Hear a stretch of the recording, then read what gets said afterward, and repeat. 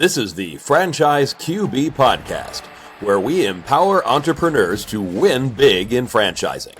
We huddle up weekly to educate our audience about the most successful small business model ever created, franchising.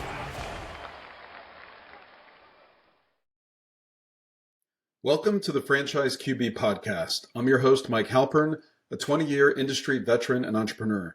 My mission is for listeners to achieve their American dreams of creating wealth and independence through franchise ownership. Every week, we speak with franchisees, franchisors, or vendors that support the industry. Thank you for joining us, and let's get started. Joining us in the huddle today are Lance Ingram, founder and co-owner, and Tim Lovett, CEO and co-owner of Waterloo Turf. Welcome to the show, guys. Thanks, Mike. Good to be here. Thanks, Mike. Appreciate you having us. Absolutely. Yeah, great to have you guys on the show. So I discovered Waterloo Turf when multi-unit, multi-branded franchise expert Brian Beers decided to invest in your franchise system. He also signed a multi-territory franchise agreement to bring Waterloo Turf to the Houston, Texas market, which is a huge market. That's exciting news. And I know he's going to be launching in a couple weeks here in May, which is also exciting. So let's begin with your backgrounds. Lance, let's start with you. How did you get into the turf business?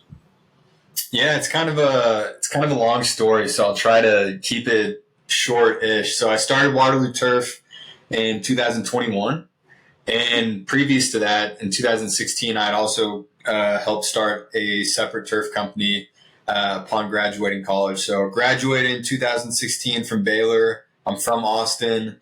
Didn't have a job after graduating, moved home, and eventually helped start a separate turf company, helped run that for a few years. And then I got lured into the corporate world. So I kind of saw all my buddies living the corporate life, traveling, doing conferences, all that stuff I thought was cool. And so I left my previous turf role and went to the medical device space for about 2 years. And I quickly realized that it's a lot more fun to be your own boss. And so I left the medical device job, started up Waterloo the same month. Me and my wife got married. And since then, I've just kind of been running it. So I ran it solo for a few years. And then in the beginning of 2024, we launched out in San Antonio, so about an hour or so outside of Austin. And then mid 2024 is when Tim and I actually met and started the conversation for, what we could grow this into, and eventually has now become Waterloo Turf Franchising. It's awesome, Lance. Appreciate that context. And Tim, let's jump into your background. So you guys met and you have a franchising background. Tell us about how you guys connected. Yeah, Lance and I have been friends in Austin for a little bit. So we met through church originally, and Lance's wife and my wife, we were just friends for a while. And after a couple of months of just hanging out together, Lance and I, we were on a double date with our wives, and we were at a pub, and we actually started talking to each other about what we did for work. It's the first time we've ever talked about it. Lance told me that he owned an artificial turf company, and it kind of perked my ears up because my background has been more on the franchising side. I was an operations executive at a home services franchise platform, and I had been looking for a turf brand to franchise for about a year at that point. So I started asking him a bunch about his business, and we started talking about franchising a little bit at that pub, and just got more interested in putting a partnership together, and then started working that way in the coming weeks. That's awesome. It's kind of funny because Tim, before he knew what I did, he wasn't responding to my text messages. And then when he found out that I'm in turf and he was interested, a minute would go by and I'd get a response from him. So he was playing a little hard to get. Yeah, Lance, I saved your number in my phone right after that pub visit. So, yeah. Before it was just a 512 number. That's awesome. Very cool. So for anyone that's listening that's just unfamiliar with what artificial turf is, tell us a little bit about the concept. Yeah, so artificial turf, as far as what Waterloo Turf does, is we mainly focus on synthetic grass installation, so premium synthetic grass. And we've also recently added a maintenance program called the Fresh and Clean program as well. But as far as the install side goes, essentially what we do is we go into these backyards or commercial clients and completely renovate their project space. So remove what they have, whether it's gravel, sod, dirt, nothing. And then we go in and install Waterloo Turf. And, our mission statement is to get your Saturdays back. And so we really, we're trying to sell more of the lifestyle of what your life could be like after you have turf installed. That's really cool. And Tim, I've heard you say you become a better person once you get turf. I like that. So what do you mean by that? So my wife and I, we just moved to a different house about 2 weeks ago. And so the first thing we did was we got turf installed. So I'm living this firsthand right now. When you get turf installed, you actually put down your phone and you get off of Netflix and you go play soccer with your kids outside. You invite your friends over for a barbecue instead of just going to the latest restaurant in town. And one of the things Lance and I have seen is that a lot of times guys' wives like them a little bit more because instead of playing 6 hours of golf on the weekend, they just putt around in the backyard for 30 minutes. So when you are able to kind of extend your house into your backyard through artificial turf, it just opens up a whole new realm of possibilities for you and your family and your friends. Yeah, no, I love that whole plays into the get your Saturdays back and you have more time with family and friends. Makes total sense. So let's talk about the core values. You guys have 3 core values to your business. I'd love to hear what they are and kind of what they mean for you. Yep. So the first value is to live every day like it's Saturday. And so for us, that doesn't mean you don't work 7 days out of the week, but when we show up at a house to give somebody an estimate for artificial turf, Right. We're selling get your Saturdays back. So we want the customer to pick up on that. We want them to feel our energy, and we want to live that way like it's Saturday every day out of the week because we love what we're doing and we love being in the artificial turf industry. The second value is having a my pleasure mindset. And so, Lance and I, we really both look up to Chick-fil-A when it comes to customer service. And you might be doing artificial turf, but really, if you think about what we're doing, we're a customer service company. So we want to make sure that everybody who goes on site into a customer's house and a customer space really views themselves with a servant mindset and having that my pleasure mentality when they're on site with a customer. And then lastly is have quality relationships and do quality work. I mean, this is day one Waterloo stuff. Lance has built the reputation of this brand off of quality installations, and it's something that we want every franchise owner to take to heart when they're going and doing jobs for customers in their local market. Yeah, that's cool. And I know that you refer to your franchise owners as team captains, and that's unique to your concept. What's the logic behind that? Yeah, I mean, we're looking for go-getters. We're looking for leaders that are going to take point on the install team and then also in the bidding team and then just running their business. So we offer a discount to ex-collegiate athletes, ex-military, because we just believe in those disciplined personalities and how success usually follows them. Oh, really cool. So let's talk about like the service package, because when you think about like installing turf, you just think about just rolling turf, but I know there's a lot more to it. So overall, if you're someone that's kind of considering Waterloo Turf as an investment, what services do you guys provide to the end consumer? So we're going to provide them obviously with the turnkey install, but we keep our scope of work pretty focused with keeping the main thing, which is installing turf. So we'll do, some light hardscaping in addition, whether it's gravel work for an area that really doesn't get much use and maybe they're trying to save a buck. So we'll do gravel instead of turf. We'll do some paver work as well because those are just kind of it's a very in design right now. People like the look of them. You can also place grills or different things on top of them as well. So high foot traffic area, that's a solid option as well. In addition to now our Fresh and Clean program. So we don't believe that turf is maintenance free. We believe it's low maintenance. You can get, good 10 to 15 years out of your turf without maintenance, but you're going to get 15 plus years of a turf that's performing well and looking good aesthetically if you do have it maintenance every so often. So that changes depending on the foot traffic and the wear and tear of the project space. But it is something that we believe is important. And now that's obviously a reason why we offer it. It makes sense. I mean, if you take care of anything and you maintain it, it's going to last longer. So the fact that you have this kind of recurring revenue built in where you can come out and refresh it for the customer, that's kind of a big deal because they don't want to have to go find someone else to do that. Like they have the relationship with you. They wrote the big check to have the install done. Like they want you to come out and kind of maintain it. So that's pretty cool for franchise owners. So, like the industry at large, how big is the artificial turf industry? Because I don't think a lot of people know what it looks like. It's huge. It's a ginormous industry, and I think most people are surprised to hear how big it is and how fast it's growing. I've seen estimates by 2028 that globally the artificial turf industry will be worth over $100 billion. Well, that's a big industry. Growth rates anywhere from 6% to 12% plus. It's tough to find anybody agreeing on the size or how quickly it's scaling, but I think what you will find is that everybody's agreeing that it's growing extremely fast. When you dig into it a little bit more, you'll see that there's a lot of tailwinds pushing the industry forward. One of those is consumer preferences. People don't want to spend time in their yards on Saturdays mowing. They'd rather be out with their friends or with their family making memories. And the other thing that you'll see is a lot of water conservation efforts being done on the legislation side to push turf forward. So in areas where water conservation is of concern, turf is the legislative answer to conserve water in a lot of areas. Yeah, that's interesting. You don't really think about the environmental impact, but it sounds like you don't have to water it. You don't have to put down chemicals. Like, it's kind of a really interesting alternative to having grass. So clearly this is going to play well in warm climates like the Sun Belt. Geographically, like I know you guys are in Austin, San Antonio, Houston. Where are you guys targeting for your kind of initial phase of franchise growth? Yep. So when I was looking to franchise company in turf or brand in turf, I did quite a bit of diligence in turf.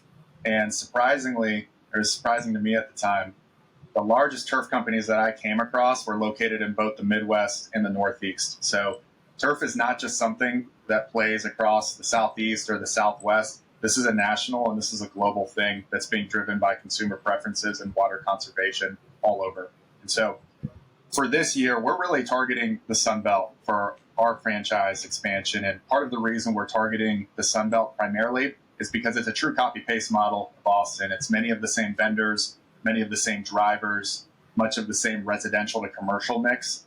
Eventually, we will move into the Midwest and the Northeast. It's a slightly more B2B business than what you'll find in the Sun Belt. But for us, when we say Sun Belt, we mean California, Utah, Nevada, Arizona, and stretch that all the way across to the Carolinas down through Florida. Yeah, it's a lot of geography. I'm curious about like the job size because it feels like a high ticket business. I like that you have that coupled with the recurring revenue of the maintenance. Can you touch on kind of the job size, average, and kind of the gross margins? Yeah, I mean our average job square footage wise is around 1,000 square feet. Our average ticket size is around $10,000. And our aim point as far as gross margin goes is around 40%. Gross profit. Really good numbers. So how hard is this to do? Like, how complicated are the operations? Because clearly, like, when you get into franchising, it's no longer about how well can you run your business. It's how you can teach other people to run it like you have. So how tough is it to be a Waterloo Turf owner?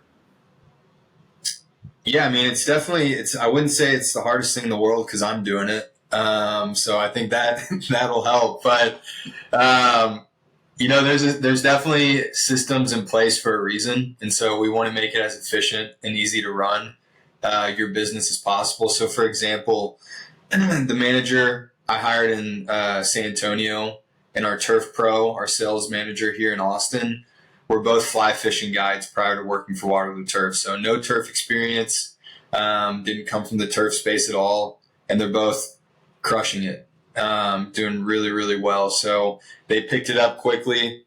And I've just kind of been running on their own after about 3 months of training. So it's something really, we believe if you're a grinder, you're someone that has a business mindset, willing to go get out there and build a business, like this is something that you can definitely manage. Yeah, cool. So go ahead, Tim. I'd say one thing, Mike, on that is like we really believe that stupid simple scales, and so that's how we've set up this business. And if you start to get on the turf site, which we love having franchise owners come out to Austin and kind of join us on the turf site, it clears up a lot because what we're doing is we're shoveling dirt around and then we're laying carpet on the top. And so it's a simple business. We don't want to say that it's easy because it's not easy. It is a lot of hard work, but there's not a lot of complexity to manage on the turf site. Yeah, no, I appreciate that, Tim. And so, like, kind of transitioning into what the crew looks like when you launch, how many employees does a new franchise owner need? You mentioned the Turf Pro. I'm assuming that if they're an owner-operator, they're the Turf Pro. And if they're more semi-absentee or semi-involved, they're hiring for that role. What does it look like when you launch in both scenarios? We have 3 different ownership models through Waterloo Turf, and we have franchisees that are launching across all 3. So number 1 would be the owner-operator model. This requires no employees. All of our installers are subcontracted across all 3 models. So the owner-operator is running the estimates, the sales, the project management, really the whole business. We also offer a model called the owner-manager model. And so we do have a couple of franchisees launching in this model. You are the owner-operator, but you're also hiring a Turf Pro or a field sales rep to do the same thing alongside of you. So for somebody that wants to be working in the business actively, but also wants to run a little bit of a bigger play and maybe a faster play as well, we allow that model to scale a little bit quicker. And then lastly, we do what we call a GM model. So typically for the GM model, we're looking for somebody that has experience in business ownership, probably is either a full-time business owner already or a full-time investor already, and view Waterloo Turf as another asset to provide into their own portfolio. They'll hire a general manager from day one. That general manager will really act as the owner-operator would, boots on the ground, going around, being a field captain, driving around in the truck, and building the business from there. Awesome. Yeah, it's kind of cool that you have examples of owners that are doing all 3 different types so that you can kind of have other people validate with them. So that's pretty meaningful. So let's talk about your team. Who have you guys kind of surrounded yourselves with to support the franchise owners? What can an owner expect from home office to kind of get them off the ground? Yeah, so when we decided to launch the franchising side, one of the things that Lance and I decided on was to go and raise capital. And so we wanted to forward invest in our support infrastructure versus catch up as we grew on the franchising side. So just from our investors in Waterloo Turf, we've got about 72 years of combined franchise experience across 13 different brands. They've been a great resource for us just as far as putting this thing together and really being strategic advisors for Lance and I. As far as our team that's actively working, we have our own in-house marketing team. We have our own in-house operations team. Our operations team has both franchise experience as well as turf experience, so you get the best of both worlds. You have some help on the franchising side as far as learning how to grow your business into a multi-unit operation, but we also have turf coaches on our team, so if you hit a sprinkler head, you can FaceTime them and they can help you cap it if you need some help, if you're not the most handy person in the world. And so we want to offer comprehensive support from the time somebody's launching their business through their time as they grow their business into a big turf company. That's awesome. One thing I've heard that kind of stood out for me is that I know that franchise owner profitability is your top priority as a franchisor. That's not said out loud a lot. So why did you declare that, and why is that so important to you guys? Yeah, I mean, I can start by answering this, and Tim can jump in after. But you know, when I was trying to figure out which direction I wanted to take Waterloo Turf and in form of the expansion I was wanting to do, and so I was trying to figure out if I wanted to go more corporately, like I had done with San Antonio originally, or if I wanted to explore the franchising route. And I didn't really know too much about franchising, so it really was kind of like a God-ordained situation where Timmy and I happened to meet each other and become friends first, and then move into this conversation of franchising. But when we first initially started talking, one of the big things that we talked about, and specifically that I was focused on, was like, I'm interested in this. I'm interested going down this path of franchising, but the main driver being that I want to give this lifestyle, this financial freedom, this lifestyle freedom that I've kind of helped build here in Austin and offer it to other people. So if we're going to do this thing, we need to make sure that that's the focus and the driving force, kind of like our North Star as we continue to build this thing out. So for me, that was the big reason of honestly why I ended up moving towards franchising, because I believe this is a faster vehicle to get this type of lifestyle to more people than it was to do it more corporately, expanding in that way. So that's why we did it, in my opinion, from that perspective. But Timmy, I know you probably have something to say as well. Yeah, I think it's just really important for us. It was, I would say from one of the first conversations Lance and I had, was just something we actively talked about, a lot of ideas that we had that we felt like we could bring into the space that were maybe a little bit different, or, somebody hadn't tried before. So a few things that we're doing to not just talk about it, but to actually be about it, is We've made our territories large. So oftentimes we're about twice as large as other home services franchises on our territory size. Our royalties are tiered. So as you grow more in revenue, we tier down our royalties. So as a franchise owner does better, they will do better. And then lastly, we also put a franchisee on our board because we want that voice at the most strategic level of our company. So there's a variety of other things in how we think about it. But, I think it just comes down to the belief that, in franchising, you can only be as successful as your owners are. So for us, we want to grow with the right people, and the right people are team captains that want to build a big business. And so if we can help them and be about franchise owner profitability, we know that they'll help build a big brand that we want to make as well. Yeah, you guys are walking the walk, not just talking the talk. I mean, sliding scale royalties, huge territories, like having franchisees on your board from like day one, which is crazy, and also giving discounts to people like veterans and NCAA athletes that kind of fit your culture. Like, you're demonstrating from the outset that that's kind of your mentality and the mindset. So that's really cool. So let's talk about getting into the deal. Like, what does item 7 look like? How much will it cost to open a Waterloo Turf territory? Yep. So our item 7 is 106 to 151K. Okay. Our franchise agreement is actually pretty dynamic in a lot of ways. So one of those being a tiered royalty system, but the other thing that's dynamic is our fresh and clean program, so the turf maintenance program. So the turf maintenance program does require a van and a small investment in equipment, so that is baked into the item 7. But we actually allow, and we'd even suggest that you launch this not from the outset of your business, but you launch it later on. So, we expect that when people go and do their own modeling for their startup costs, that, they'll find themselves on the latter end of that scale. Okay. And Lance touched earlier on kind of gross margins, but can you share any additional item 19 financial data with us? Yep. So Lance's business combined last year between Austin and San Antonio was a little bit north of 2 million top line, and did a little bit over 15% net, both with 2 full-time employees. So, I think for owner operators, it's an interesting opportunity to look through our item 19. We've got our full P&Ls in there, so you can kind of cruise through it and be able to do any type of modeling that somebody wants and see if it's a good fit for you. Lance, you're crushing it, man. I mean, that's huge volume. And then like the fact that they're $10,000 jobs is kind of cool. You don't need 1,000 clients to make this model work, right? It's like you build relationships with people. I would imagine this is like, the front yard, the backyard. It's like a billboard, someone sees that and they want it. It's like your neighbor does it. You're like, wait a second, I want a putting green in my backyard. I want to get my Saturdays back. Like, is that what you see in the field? You see like people in the community see it, and then all of a sudden you have, other people lined up to kind of get a quote?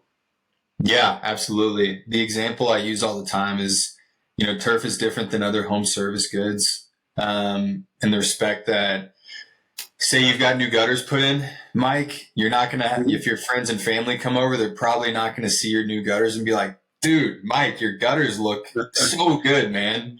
But with turf, it's going to get noticed every single time. So it's a double-edged sword for sure, where obviously it'll get noticed for the good reasons. It'll get noticed for the bad reasons based upon your installation and the quality of it. But assuming you're doing high quality work and you've got those high quality relationships with your clients, we think about one job will spider web off into ideally 10 plus jobs as, more friends and family get exposed to that yard. So, it's something that word of mouth just really will carry your business in the positive direction or the negative direction based upon how you're running your business and performing. And then to add to the kind of organic grassroots stuff, like how do new franchise owners get appointments on the calendar? Can you touch a little bit on kind of the marketing and lead gen that you guys help owners with? I know ultimately it's going to be their responsibility to kind of get in the community, build relationships, show up, do good work, kind of be a good steward of the brand. But like when they're launching, how are you guys helping them out? Yeah. So quite a few ways that we want to help owners launch on a high note. So we invest heavily into our brand. We believe that it's a big differentiator for us. There's not another national turf brand out there right now. So we're really the first ones doing this. It's a great opportunity for somebody to be the first mover under a national brand in their local market. And so each franchisee gets their own true microsite. We've really set it up in a way that's cost us a lot of money, but it's also pretty operationally difficult to do. We put a lot of effort into our site so that it's a true microsite, and it will help our franchise owners to not compete against the national site, but to assume, let's say you're getting 5-star reviews and doing good work, you'll be able to rank towards the top of Google if you continue to invest in SEO. We also have our own in-house content team. So each franchisee will have their own local Meta, Instagram, and Facebook pages. We will post our creative content to their social media. And so one of the things we do is we post to our national site 4 times a month. We test for the best content, and then we post it to the franchisees page the following month with the content that's performed the best. We also have multiple approved digital marketing agencies on our end so that franchise owners have redundancy in who can run their paid ads for them. Those digital marketing agencies will use our creative content so that they can get paid leads through whether it's Google search, LSAs, or Meta as well. That's awesome. I see on Lance's hat, I love the kind of branding, the vibe, and there's an armadillo there. Is there any significance behind that armadillo?